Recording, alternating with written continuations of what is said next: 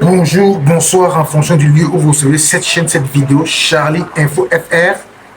Comme vous le savez, nous scrutons l'Internet pour chercher des vidéos, des débats, des interviews ou simplement des démonstrations ou des illustrations. C'est des vidéos courtes ou plus ou moins longues qui nous permettent de vous montrer l'actualité, de vous informer et de vous éduquer en fonction de ce que vous recherchez sur l'Internet. Charlie Info FR vous donne la possibilité de commenter et de donner votre avis après chaque débat, chaque vidéo regardée ou visionnée. N'hésitez pas de toujours liker, ok, liker, partager, regarder les vidéos, les entendre, les écouter, bien les comprendre et laisser un petit commentaire au besoin. Merci pour ceux qui le font déjà.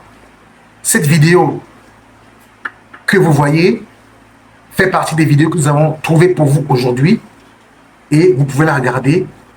Nous reviendrons toujours si nous avons un petit commentaire à faire. Regardons la vidéo.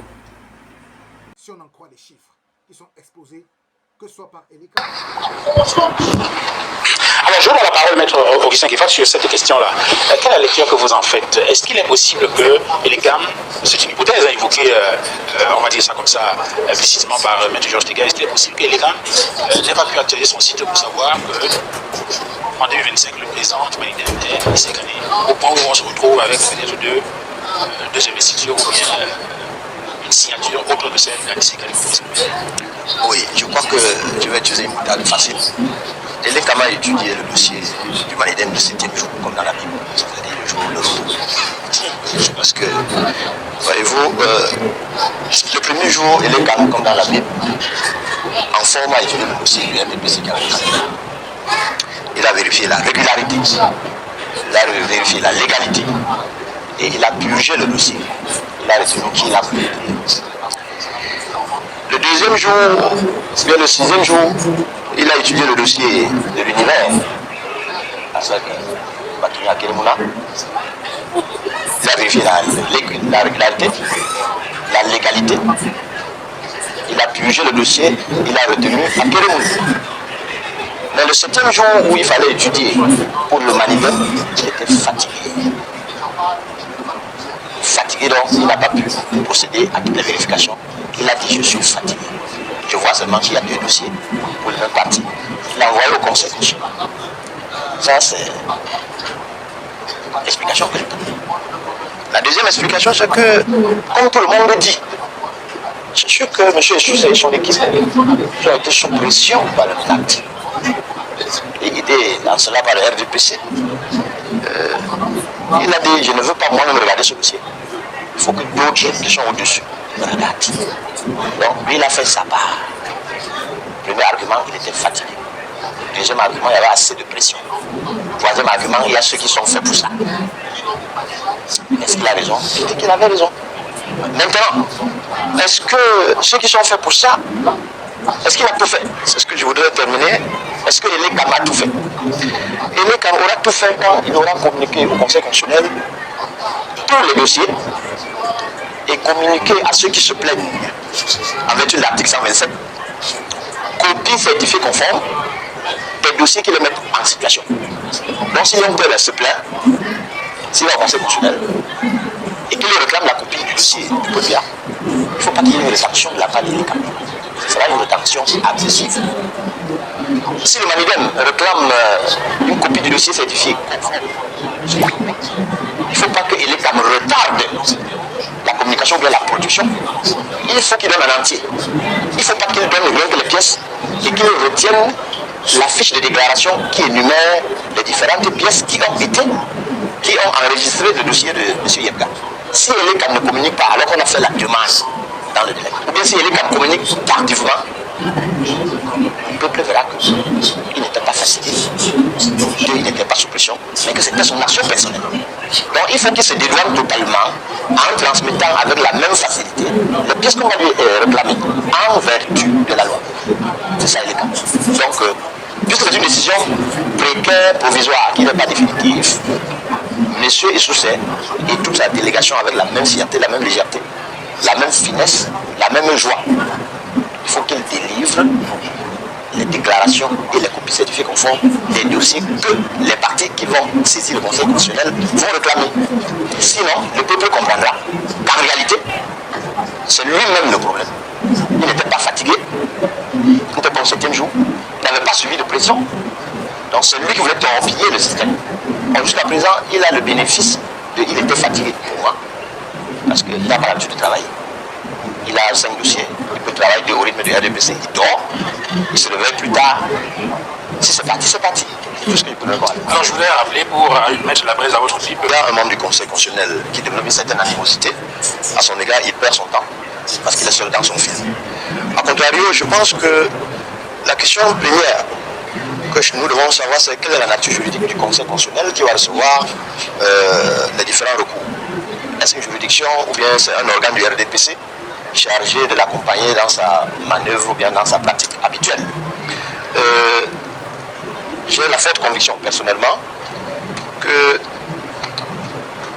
les différents membres de ce Conseil constitutionnel ne sont pas sourds. Ils vont écouter toutes les parties. Ce sera un débat contradictoire. Et l'histoire est là. C'est une page c'est la page de la vraie histoire du Cameroun qui va s'écrire. Et eux, ils ont le devoir d'entrer dans l'histoire. Parce que si tout le monde écoute ce qui se dit de la présence de M. Yedga, qui est devenu hyper célèbre dans la République, si eux aussi ils écoutent, je crois qu'ils vont se poser toutes les questions. Tout ça pour ça. Il y a un peu M. Tegel qui vous représente. Non, c'est Tegel. Tegel est très loin de la réalité. Il ne sait pas ce qui se passe. Non, ne l'accablez pas. S'il vous plaît. Je prends sa défense parce qu'il est à milieu de toutes les pressions de la République. Il n'est ni ministre, il n'est ni gouverneur, il n'est ni préfet, il n'est ni sous-préfet. Il n'est que simple avocat. Ça, c'est autre chose. Quand vous le voyez là, il ressemble à quelqu'un qui reçoit le président du RDPC. C'est un homme normal.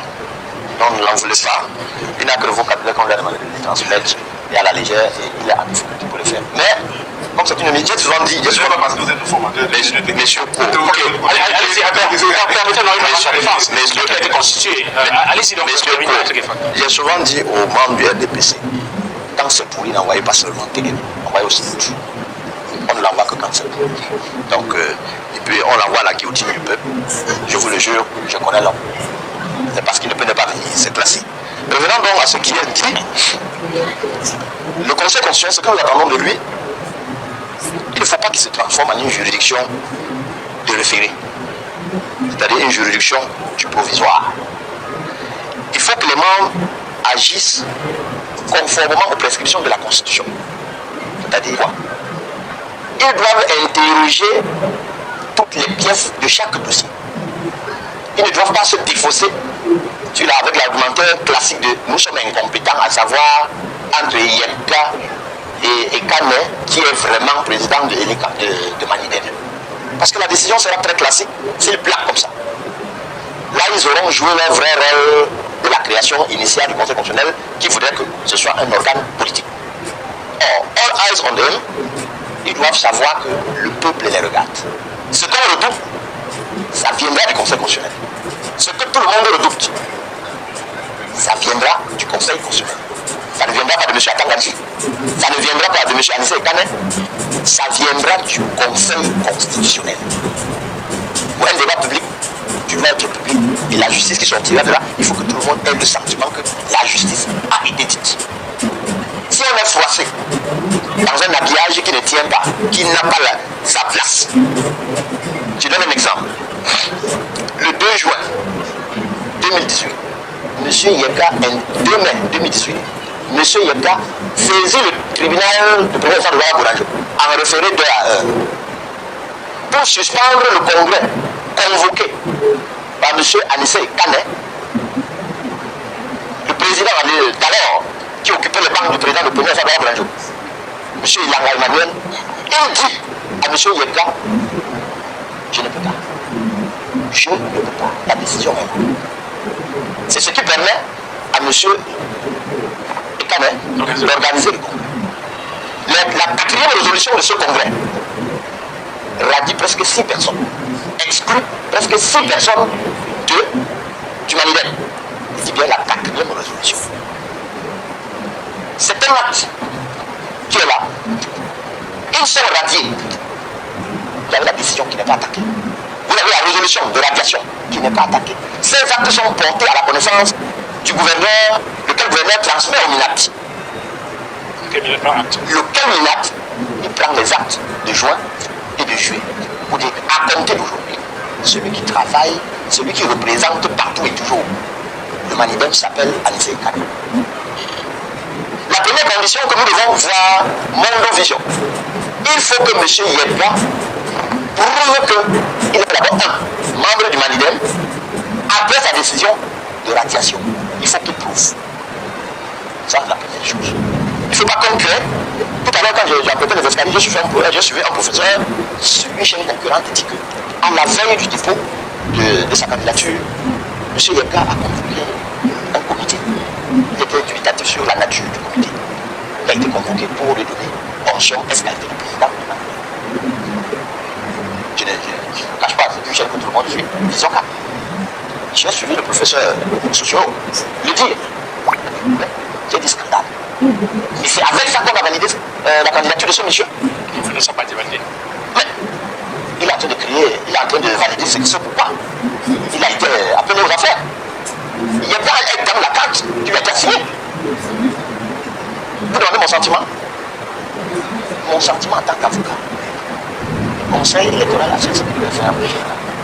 La seule chose, c'est qu'il a triché en refusant d'écarter aussi la candidature du RDPC, en refusant d'écarter aussi la candidature de l'univers. La loi dit que quand il y a deux dossiers, il n'a pas qualité pour ouvrir et voir qui est le dossier qui est bon. La loi dit que quand il y a deux dossiers, et les cas n'a pas le pouvoir d'ouvrir pour voir le dossier qui est bon. Il rejette les deux. Celui qui va examiner le bon du mauvais s'appelle le conseil constitutionnel. Dans le dossier du RDPC, les CAM s'est substitué au conseil constitutionnel. Dans le dossier de l'univers, il s'est substitué au conseil constitutionnel. Ce qu'il a rejeté là, il a appliqué, c'est-à-dire il est resté dans le champ de ses pouvoirs. Je suis avocat, je suis avocat. Il est resté, il faut le dire au public, il est allé au-delà de ses pouvoirs en validant la position du RDPC, en validant la position du parti univers. Ce n'était pas normal, ça échappe à sa compétence. Ça échappe à sa compétence. Alors, maître, c'est ça que je dis qu'il y a eu des éléments personnels ou bien des pressions. Il faut dire non, n'attends pas. Maintenant, on est là au débat. Et que le conseil constitutionnel ne fasse pas comme élégant en disant j'abandonne mes pouvoirs, je me concentre sur la légèreté. En disant il y a deux candidats. Non. Ce qui est attendu du conseil constitutionnel, c'est qu'ils prennent chaque dossier, vérifient la légalité et la régularité de chaque pièce. J'ai suivi tout à l'heure, on dit c'est mieux qu'on fait lever un problème sérieux. C'est pas ça, Choudine. Lui qui fait la lettre d'investiture, c'est le MINAT. Mon très cher. Ah bon, on peut faire le roi, hein? Je vous ai suivi le dire. C'est-à-dire que j'ai dit, mais quelle version choisie? Je l'ai suivi pendant longtemps. Je ne peux pas le dire. Vous l'avez suivi pendant longtemps. J'ai dit, mais qu'est-ce qu'on organise pour le dire de venir dire? La lettre d'investiture, j'ai montré le dossier pour les candidats. La lettre d'investiture, c'est le représentant légal du parti. C'est le représentant légal du parti. À 221, à 222. Un exemple patent. La lettre de l'institut du professeur Maurice Panto, c'est le président du Manidem. C'est le président du Manidem qui dit. Et la loi dit quoi? Pour qu'on se rassure que c'est lui, il faut qu'il ait légalisé sa signature. Faites attention avec les journalistes. C'est vous qui allez mettre le feu dans ce pays, vous lui avez déposé. Il ne faut pas venir sur un plateau dire que et faire passer cette phrase-là pour donner l'impression que vous allez cautionner et ça va aller, on va entendre que ça va dire ça sur le plateau de temps. Je n'étais pas là, je ne participe pas. Si c'est pour ça qu'on va me tuer, vous êtes en retard. Faites-le vite. Donc le conseil constitutionnel, j'insiste, doit être l'organe qui vérifie la régularité de chaque candidature. Ce n'est pas l'organe qui est là pour dire je suis incompétent. Alors quand on fait la même, je voudrais savoir un peu. Alors, vous avez bien compris, vous avez bien écouté la vidéo, vous avez très bien écouté, certainement. Donc, faites-vous votre idée, commentez, likez, partagez. N'oubliez pas de vous abonner, de nous laisser un petit pouce en haut pour liker, merci. Une fois de plus, si vous ne likez pas les vidéos, si vous ne commentez pas, nous ne pouvons pas évoluer. Si vous ne souscrivez pas, si vous ne vous abonnez pas, nous ne pouvons pas évoluer. Et nous vous prions vraiment de le faire pour nous parce que ça nous donne le courage et la force. YouTube reconnaît Lorsque vous likez, vous partagez, ça permet que l'algorithme YouTube partage des vidéos à plus de personnes encore. Merci beaucoup. Nous répondons à tous les commentaires. Portez-vous bien. À la prochaine vidéo. Ciao, ciao.